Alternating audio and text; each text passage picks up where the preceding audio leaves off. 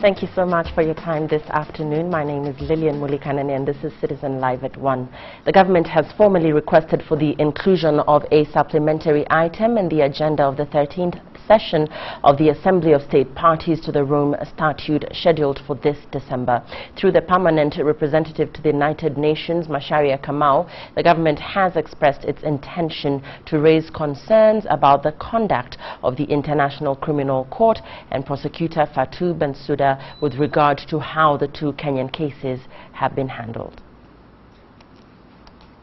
Criminal Court is now in session. Even as the decision of 3 ICC judges to either adjourn President Kenyatta's trial indefinitely or drop the charges is being awaited, focus is now turning on the upcoming Assembly of States Parties in New York. The first place our train will stop is the Rome Statute Conference, Status Parties Conference in December. Because we are a member of the Rome Statute, we have an equal membership just like some other countries in Western countries have. That is where we will take our home. A letter from Kenya's permanent representative to the United Nations has been forwarded to the President of the Assembly of State Parties to the Rome Statute, requesting an additional agenda during the Assembly sittings between the 8th and 17th of December this year. The letter states that among the issues Kenya intends to raise during the Assembly are concerns about the conduct of the court in relation to the Kenyan cases at the ICC and the oversight role of the Assembly to the Presidency and the Prosecutor's Office. The letter states that there is gross violation of the letter and spirit of the Rome Statute and that the government feels this matter is urgent and of utmost importance.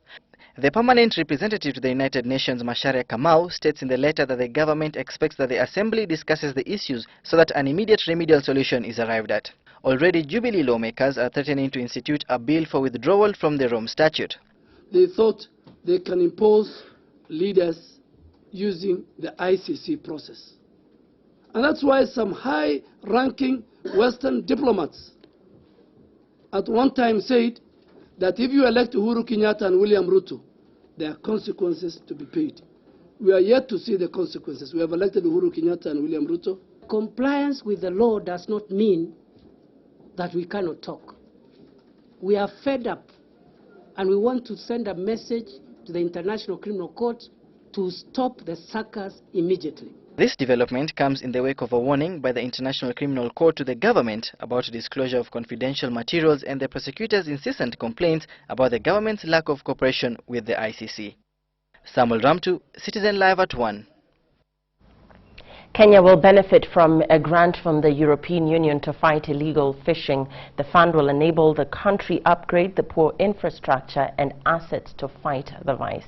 Other 4 countries like Tanzania, Seychelles and Madagascar will also benefit from the grant. The money from the EU, amounting to 154 million shillings, will be invested on patrol and information sharing in a bid to curb illegal fishing.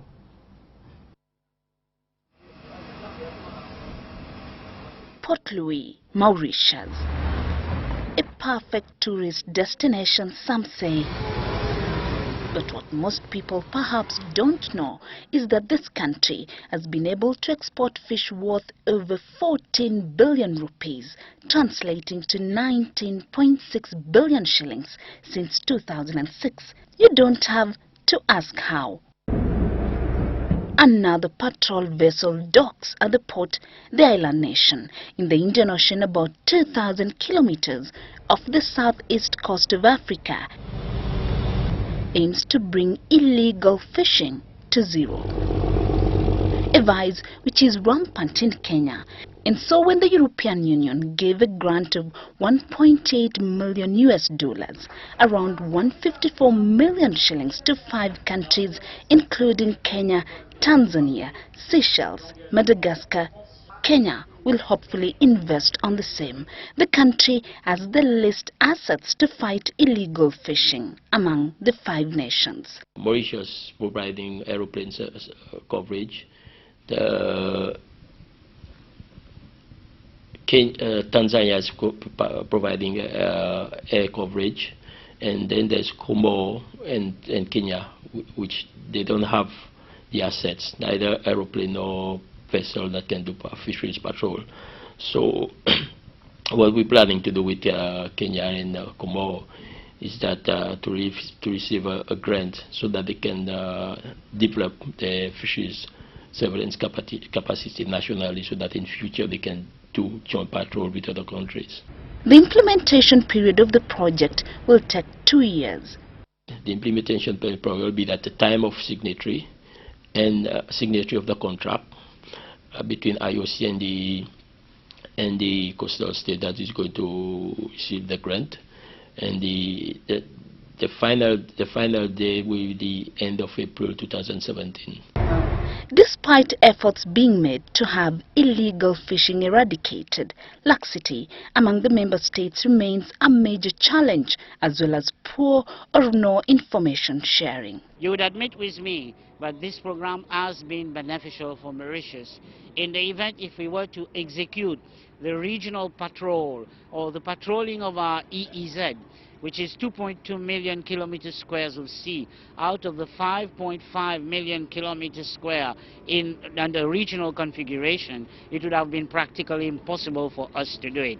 The Fisheries Surveillance Regional Plan is a partnership between the Indian Ocean Commission, IOC, and the European Union, following the third meeting of the head of states of the Indian Ocean Commission, which was held in 2005 in Madagascar. Judicus Citizen at 1. And the High Court sitting in Nairobi has been told that the self-confessed serial killer Philip Onyancha suffers from a mental illness. A consultant psychiatrist, Dr. Frederick Owiti, told Justice Nicholas Ombija that the suspect suffered from the illness when he killed 17 people 4 years ago. Bonareri Samaha with that story. The court was told that Onyancha suffered from residual schizophrenia, a mental illness characterized by hallucinatory experiences when he attacked and killed 17 people. The benedict told the court that the condition made the suspect mentally unstable, leading to the killings. The psychiatrist told the court that the suspect, Onyancha, admitted having obsession with sexual acts, pornography, and practicing with women and small boys, which to him was a hobby. The doctor added that the suspect experienced auditory voices giving him directions. In his opinion and conclusion, the doctor said that Onyancha had a chaotic introduction to sex life at a young age, evidenced by the impregnation of a Class 7 pupil. The doctor recommended that Onyancha be treated in a maximum secure institution, adding that his condition was unpredictable. The 32-year-old Onyancha was arrested in 2010 after confessing that he killed more than 17 people. The hearing continues today with a police officer expected to testify. President Uhuru Kenyatta's planned Nyanza tour has for the second week running been cancelled. The president is scheduled to be in Kilifi tomorrow to open a research complex at Kemri. The Nyanza tour stands postponed indefinitely. The Director of Political Affairs at the Presidency, Joshua Kutuni, had met with Nyanza political leaders last week to chat out a planned visit for President Uhuru Kenyatta.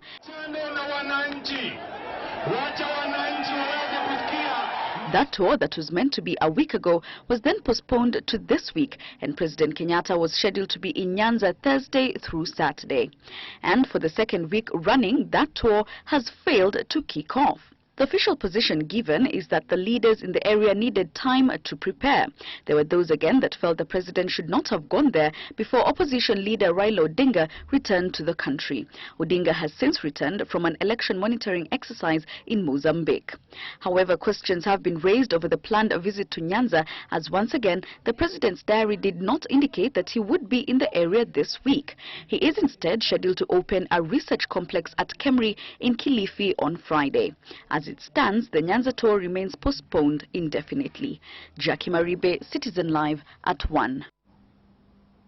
Embu County Governor Martin Wambora has cautioned residents to beware of fraudsters moving around, asking residents to pay to be included in a list of those who will be allocated land in the disputed Mwea Trust land in Beira South Sub-County. Speaking from his office while receiving the County Taxpayers Award, the governor said that he has learned from the intelligence reports that the fraudsters are asking for 3,000 shillings from each of their targets for the 20,000 hectares of land. He urged residents to tread carefully as the county government and the relevant national authorities look into the issue to avoid disruption of peace in the county.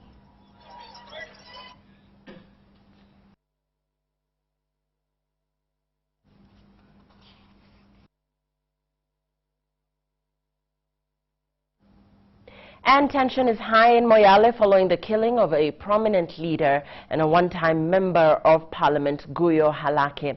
The late Halake was assassinated outside his home in Botea village last night. The assailants are said to have pumped 8 bullets into the late Borana elder before fleeing. The incident has sparked off tension with fears that it could renew ethnic clashes. While condoling with the family, Marsabit County Governor Okoriatani called for calm and called on police to get to the bottom of the matter to ensure that the perpetrators are brought to book. The governor described the late as a peace crusader and called on politicians to avoid blame game that could spark off fresh fighting.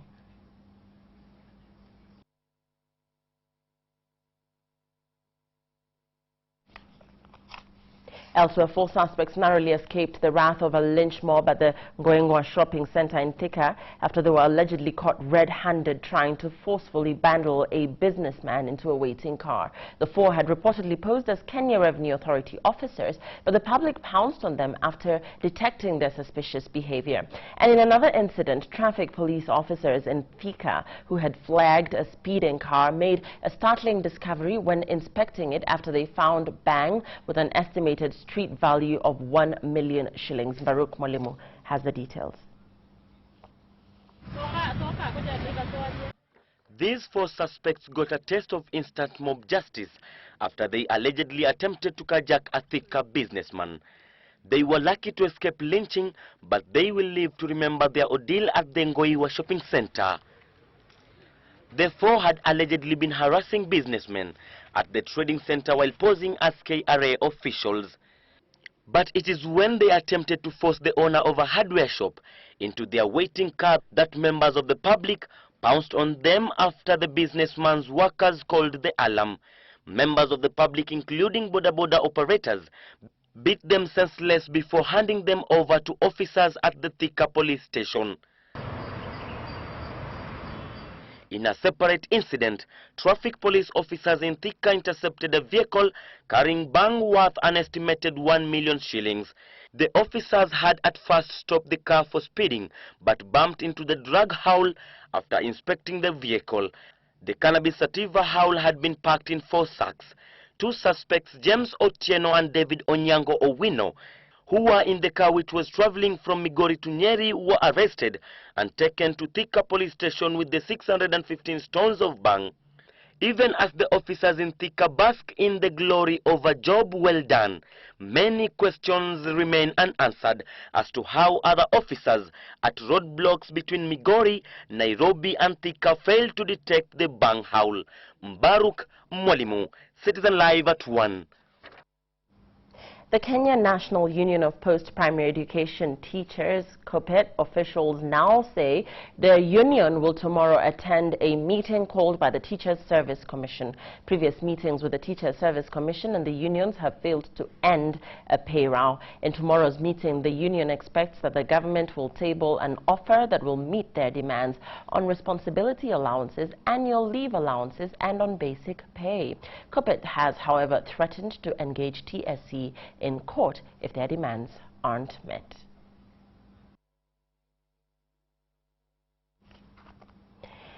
And further afield, 4 victims of brutal Saudi employees who arrived back in Kenya yesterday want the government to come to the rescue of Kenyans stranded in foreign countries. But as Tobias Bello reports, Kenyans continue to seek greener pastures in the Middle East despite frequent reports of mistreatment. The script of Kenyans being subjected to deplorable living conditions in the Middle East is one that has been retold over and over again. Their dreams of better lives turning into slavery. Rukia Hamis Rama is one such victim. She tells her story in tears. Tuliteseka sana. Sasa bulikuwa tunaacha watoto, ndugu zetu, hawaji pale si tuko. Tukawa kule ndani tufungiwa. Hatuoni nje. Tumfungiwa kama mambwa. Chakula tuletewa katika makaratasi. Rama's predicament mirrors that of several other victims. Mzee Abdallah Suleiman narrates the story of his wife Fatuma Ali, a partner he's yet to see after having flown to Saudi Arabia earlier this year. Katika nyumba moja alipigwa huyu bibi. kupata jeraha katika figo zake. Kwa sababu kama serikali inaonyesha ina nguvu hapa kwetu, lazima ituonyeshe kwamba ina nguvu mpaka nchi zingine bwana. But even as the blaming finger is pointed at the government for laxity, the Ministry of Labour recently deregistered more than 30 private agencies recruiting Kenyans seeking jobs in the Middle East. Of more concern, however, is the high number of desperate Kenyans still finding cutshots to leave the country in search of jobs. Tobias Bele for Citizen Live at 1. And Citizen Live at 1 continues shortly. Remember, we have the day's business at this hour as well as the day's sports. Don't go far.